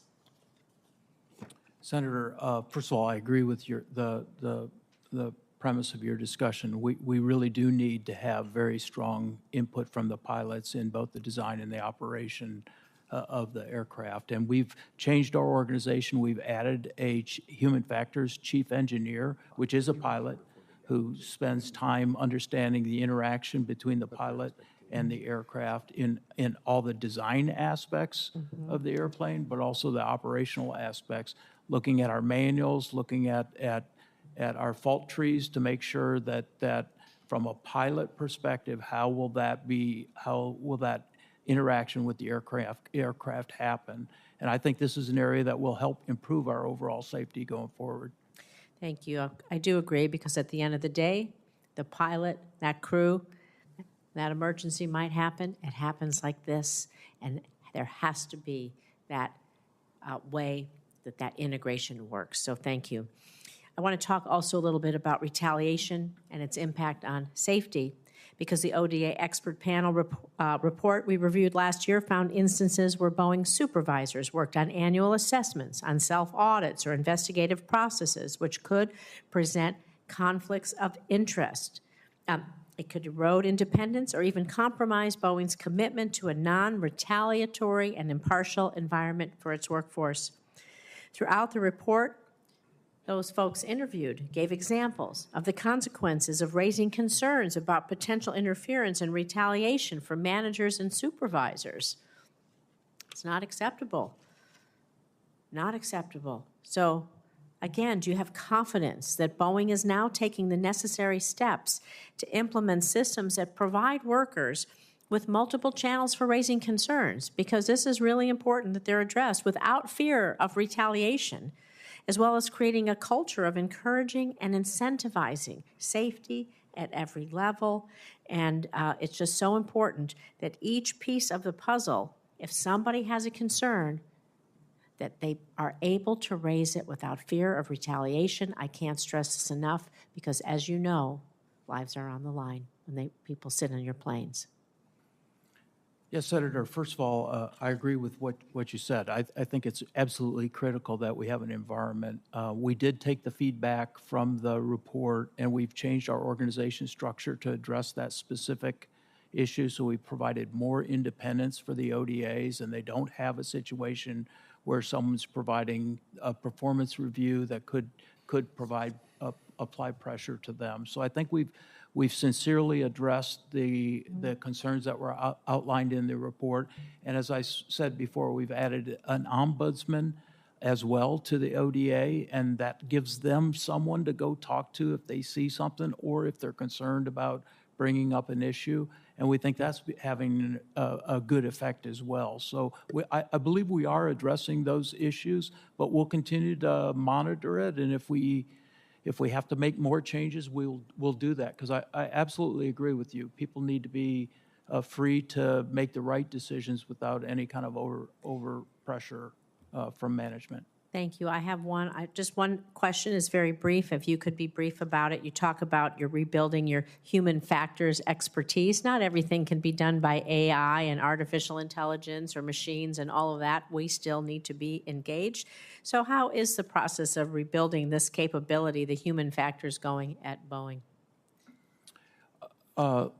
So we just stood up this organization, and it's an organization that's filled with pilots. We've also developed what we call ECABs, which are actually cockpits that they can go fly. They fly designs. We have potential design implementation. They go fly those to look and understand what the pilot implication is early in the design phase so that they can drive human factors related requirements into the design, and we don't have to deal with it later on after the design is done. So I do think we're making really good changes to get more of that upfront in the design and development process, and we're filling this with world-class people who are very expert at flying aircraft. Yeah. Thank you. I yield back. Thank you, Senator. Senator Blunt-Rochester. Thank you, Mr. Chairman. And really appreciate the convening of this hearing. On behalf of the families who are before us, as a senator who represents individuals who perished in the most recent flight in Washington, D.C., this hearing about aviation safety is critical to all Americans and in our ability to have confidence in flying. And so, Mr. Ortberg, thank you so much for taking the time to speak with me prior to the hearing as well. I want to focus my questions on workforce. And I served in the state of Delaware as head of state personnel. And so I understand the challenges and the importance of hiring, firing, retention, culture, as you've talked about. The fact that we have an aging population in this country, and that really impacts retirements and our workforce planning and succession planning. Boeing's workforce, its engineers, its machinists, safety inspectors are the backbone of the company's ability to manufacture safe and reliable aircraft. However, recent safety concerns and production delays, coupled with over 4,000 layoffs in November and December of 2024, suggests that Boeing's workforce may not be adequately supported, trained, or staffed to meet the company's own quality and safety commitments. And from my understanding, if I were to order an airplane today, it could take more than a decade for it to be delivered, which suggests major challenges in the production pipeline, challenges that might stem from workforce shortages or training gaps. Can you talk to me a little bit about workforce planning? Describe how current or projected workforce shortages are affecting the company's ability to maintain its safety and production standards. Senator, one great thing we have is that our mission is awesome, and people want to work for the Boeing company. So we really don't have a challenge attracting people who want to work for the Boeing company. I think where our challenge is more making sure that we can train them. The kids of today are more digital than mechanical, and so that means a different set of training curriculum for when we bring them into the company. Our retention's quite high for all the challenges we've had. That's actually good. So, my focus right now on our employees is engagement, better communication, and help and train them to do their jobs more effectively. And I think if we continue to do that, our mission will remain awesome. We'll be able to recruit who we need to make the company successful. So just to be clear, there are no areas where you're seeing workforce shortages or challenges. As a state personnel director, we were challenged with, again, people leaving, that talent, that brain drain. You don't see that in any area, particularly in safety positions? I saw that much more 5 or so years ago than what I see today. I mean, I'm sure there's a pocket within the company where we need some additional resources, but in the main, I don't see any major resource gaps for us to execute our plans. If it would be helpful as a follow-up, if you could go back and just share with us if there are any particular areas, especially since I'm also on the committee that works on labor. And so looking at education and labor and making sure that there is a real pipeline is really important to us. The FAA and the NTSB rely on Boeing to maintain strict internal safety reviews. However, every company has employees that make difficult workforce decisions, such as retiring and seeking other employment. So again, just ensuring that your new hires are even trained. Can you talk a little bit about how you're adequately training new hires to prepare them to uphold your safety commitments? Senator, this has been a big part of our safety and quality plan with the FAA is additional training. We've added an additional 550 hours of curriculum to our training because we found some gaps in what we were training. On average, we've increased the training program by about 20 hours from, say, around 120 hours to 140 hours. So we are increasing the training. We're also adding competency evaluations for our employees before they get onto an airplane and start doing work to make sure they're competent in the work that they have to do. If they don't pass the competency, they go back through additional training to make sure that they are trained to do the actual work that they're doing. We've also kind of changed how we're training. We found that in a lot of cases we were training people in a lab and it didn't replicate the actual environment that they once they go out and build the airplane. So we've brought actual airplane parts, tried to replicate much more of the actual work they're going to eventually do in their training program. I would just close with, as I shared with you, we have some of my constituents that work at Ridley Park. They take great pride in their work. They've been fortunate to have good leadership, union leadership as well, that have advocated for fair wages and safe working conditions. And I would love to follow up on your relationship with labor unions and particularly with increased automation and global competition, just the concrete steps that you've taken to protect and sustain union jobs for the long term. Thank you, Senator. Senator Young. Thank you. Thank you, Mr. Chairman. Mr.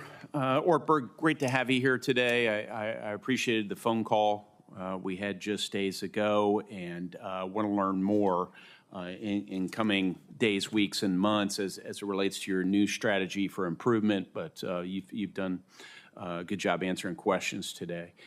There is, as we discussed, there's been a public loss of trust due to systemic issues that have put lives at risk at your company. I get the sense from our conversation and also your answers to questions today that you realize this, you're committed to changing this, and we are here to the extent we can be constructive in that effort, either critically or supportively in making sure you succeed. Relatedly, AI, automation, and data analytics, I keep hearing have the potential to revolutionize production, not just in the aerospace industry, but also seemingly every other facet of life and certainly manufacturing. I'd like to understand what concrete steps Boeing is taking to ensure that these tools of the digital economy aren't just in place, but are going to make a measurable difference in preventing defects, predicting failures, restoring public confidence in your aircraft. Has Boeing integrated AI or automation to detect defects before planes are delivered to customers? And if so, how effective has it been so far?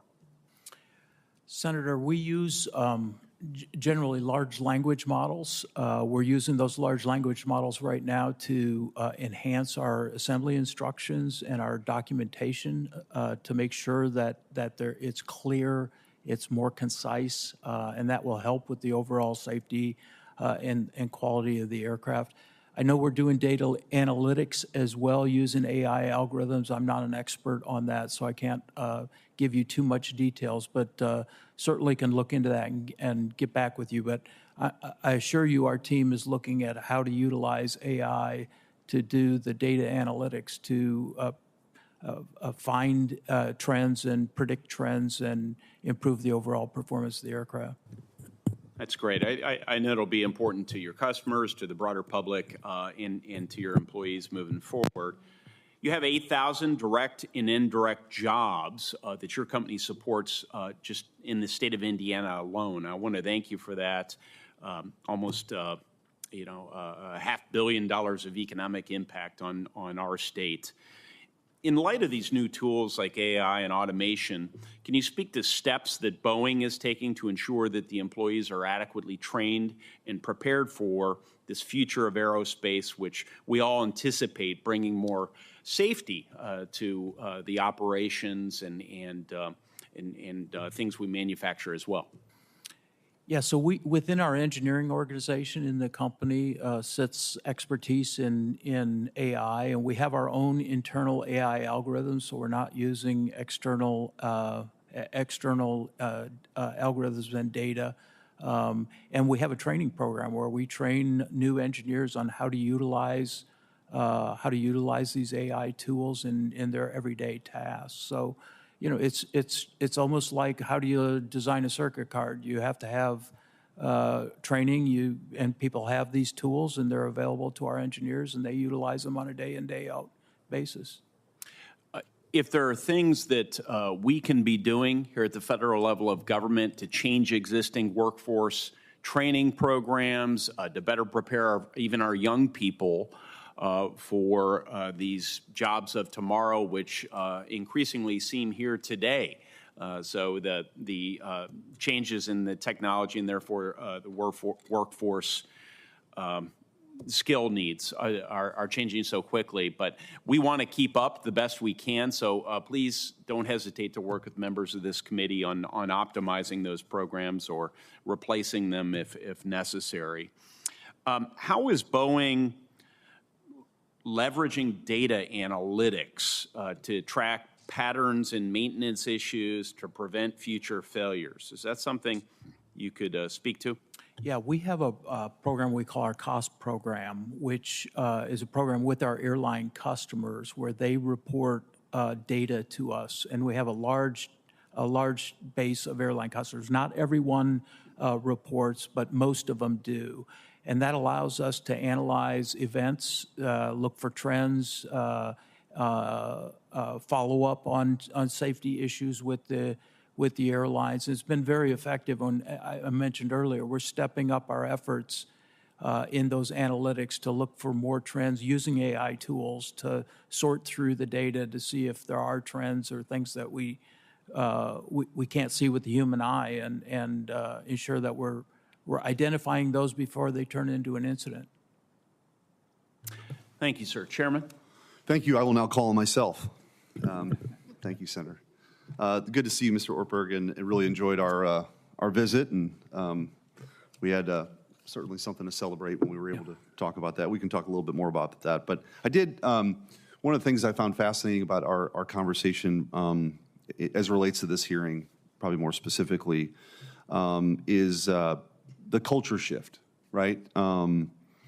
That the transition from different divisions and maybe some different silos to sort of more of a team-oriented spirit. Could you just talk a little bit more about what that looks like practically as you guys have made some internal decisions about that? Yeah, so culture is very important, and I think in some cases we're too isolated. Our people stay in their swim lanes or their organizational lanes, and everything we do is team-based in the Boeing company, large teams. And so to be most effective, we need people working across the organizational boundaries and feeling comfortable to do that. And so we're off on a big effort to change the culture of the company. And that starts with values and behaviors and how we reward people and how we evaluate people and how we select people. And we're implementing those. This is going to be a big year for us in the overall culture change. I'll tell you one thing that that excites me is that the employees of the company are the ones who really want to see the company culture change. They recognize that we need to be better in how we work together. So I think we've got the case for change really nailed. We're just going to have to go do the hard work of making sure we walk the talk and get the right people in the right positions. And you guys obviously you work with a lot of vendors and suppliers across the country. So in light of this hearing, what are some of the things that you're doing to ensure the highest quality and safety and all of those sorts of things? Yeah, so as a part of our safety and quality plan, that also includes our supply chain. And one of the major efforts is reducing the number of defects we're bringing into our factory from our supply chain and reducing the number of notice of escapes that we get. This is where a vendor would call us up and say, hey, I sent you something, but now I found something wrong with it. It's escaped their factory. And major activities to reduce those. One is stronger first article inspection and doing first article inspection when we actually move a product even within a company. So if it moves from one location to another or one factory to another, reevaluating the first article to make sure that something didn't happen in that transition. We have 1,000 activities underway or 1,000 vendor engagements underway right now to improve the overall performance and safety and the quality of the deliveries from our supply chain. And we are seeing better performance. I mentioned earlier the fuselages that we get from Spirit Aerosystems. We've seen a 56% reduction in the number of defects that we're having to do repair on in our factory facilities. And we got more work to do there, but I do think the getting to root cause and getting these defects out of our supply chain is just as important as getting them out of our Boeing production system. Well, switching gears just a little bit to something that obviously hits home. I also serve on the Armed Services Committee, and you know, the Next Generation Air Defense or our dominance, the program was, whether or not the administration was going to move forward was sort of paused in the previous administration. And then the selection of what that next gen fighter was going to look like. We got some clarity about 10 days ago, and I couldn't be more thrilled. Of course, St. Louis is the sort of the hub of the operations on the military side, and we're building the F-47. There's thousands of jobs. I know everyone is very excited about that, not just for our country, but in Missouri. Could you just talk a little bit about that program and how you see that playing into this architecture of our national defense? Well, first of all, this contract award is very, very, very important to the Boeing company. In fact, I'm going to St. Louis tonight to go congratulate the team on this very, very large win, and we're honored to be given this opportunity. Our fighter business in St. Louis is historically legacy fighters, the F-15, F-18. As you know, the F-18 is reaching towards the end of its life. So this is an important program for us to continue our fighter franchise in St. Louis, and will create jobs and opportunities for a long time coming. So we're very pleased to have that. It's generational. We're happy about that as well, and look forward to working with you on that and so many other issues. Mr. Chairman. Thank you, Senator Schmidt. Mr. Ortberg, the FAA has played an integral role in solidifying a safe approach to production adjustments at Boeing following the Alaska Airlines Flight 1282 incident. As Boeing continues to monitor its KPIs and begins to increase production as appropriate, it will likely grow more autonomous in its internal oversight. As Boeing regains autonomy and eventually increases production caps, how will Boeing guarantee safety without enhanced FAA oversight? Senator, I'm not aware of increased autonomy that will come as we increase production rates. We're going to continue to provide transparency to the FAA on all the key performance indicators. We will go through a series of production increases. So the first one, cap, is at 38, but we will go through the same process for every subsequent rate increase. And if the KPIs aren't showing that we're meeting the performance, then we won't move forward with a rate increase. So I think this is a good practice. I think what we have in place, it's data-driven, it's not subjective. We've agreed with our regulator on what things we need to be measuring. If we find we need to adjust that, we'll do that. But I think getting to a data-driven process, I think helps them also have insight and prioritize where they should focus. If our key indicators in one area are not good, that allows them to say, okay, we need to put more oversight in that particular area because there's instability in the production system. So again, I think the system we have in place, the plan we have in place, will be effective not just in the near term, but for the long term. Since you've become the chief executive officer at Boeing, there have been significant changes on the board and in the leadership. As the leadership changes, this affects the culture at Boeing. What personnel changes have been made at Boeing, and how have these impacted the safety culture at the company?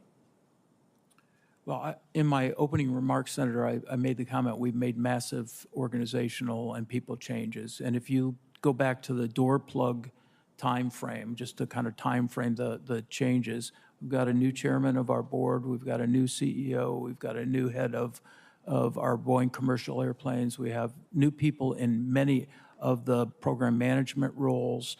And so we are changing. As we're changing the culture, we're also changing people to make sure they're focused on safety and quality as the foundation of the company. And so far, I'd say the results are showing good results. We'll continue to have to refine either promoting different people or bringing some additional people from the outside to help us on our journey. But I think the progress we've made so far looks like we're getting the results we want. Ranking Member Cantwell.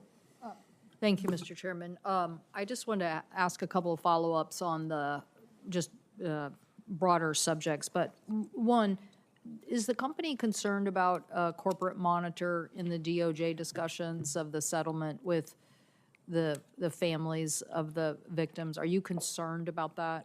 Do you have a problem with that? No, Senator, as I'm sure you're very aware, we had an agreement with the DOJ. We reached an agreement which did include a corporate monitor. That agreement was not accepted by the courts, and so we're in the process right now of going back with the DOJ and coming up with an alternate agreement. And look, I want this resolved as fast as anybody.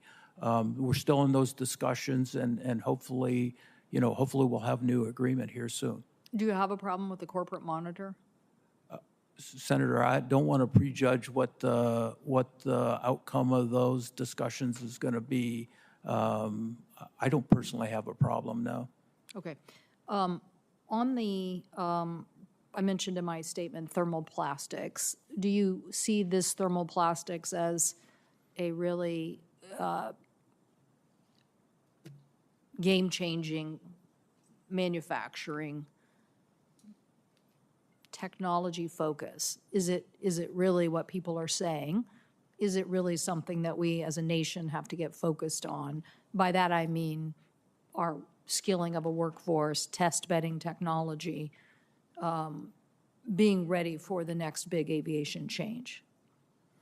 Yes, Senator, first of all, I appreciate your leadership in this particular area, and the hub work that you've done in Washington is very helpful for the Boeing company. Well, the supply chain has done it. We just lifted that up a little bit, yeah.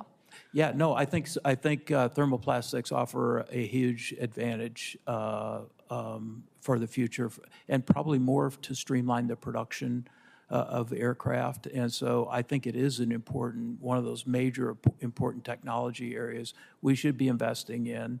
And I think it's going to find its way into many applications in the future aircraft environment. But do you see it as something that we, if we neglect, that we could fall behind in as a nation juxtaposed to other countries? And I mentioned earlier the demand for 40,000 planes worldwide. I mean, that's an unbelievable, if we're somewhere, if the nation is about 2 million, I think we've come up with this number, 2 million impacted workers in aviation in general.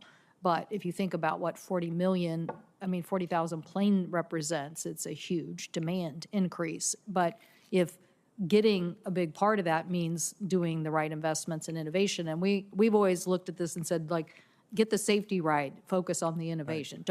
Don't cut the safety person who's just doing this inspection on these critical parts. Go get the innovation right. So is it really that big of an innovation sea change, I guess, is the question, juxtaposed to that demand? Or could we wake up in 5 years and find ourselves way behind?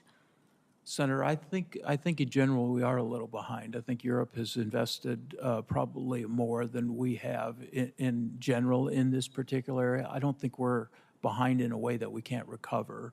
I do think it's an area that we need to continue to have overall focus, not just as the Boeing company, but in terms of new technology evolution within the country. And I think thermoplastics is an area that can differentiate in a lot of different product applications. So I support your efforts for sure. Yeah. Well, and I'm just, again, on the workforce side, this is a big opportunity for a lot of jobs in the United States, is it not? I mean, aren't you continuing to grow? Yeah, I think so. I think what you'll see is thermoplastics will replace typical metal applications, and as you know, how to do that's a totally different manufacturing process. So we'll have to learn how to do that. We'll have to train a whole different kind of application, a different workforce to utilize thermoplastics. And so, I think we're on that journey, but we've got a lot of work to do. Thank you. Thank you, Mr. Chairman. Thank you, Mr. Ortberg. Thank you for your testimony here today. Senators will have until the close of business on Wednesday, April 9th, to submit questions for the record. The witness will have until the close of business Wednesday, April 23rd, to respond to those questions. This concludes today's hearing. The committee stands adjourned. Thank you.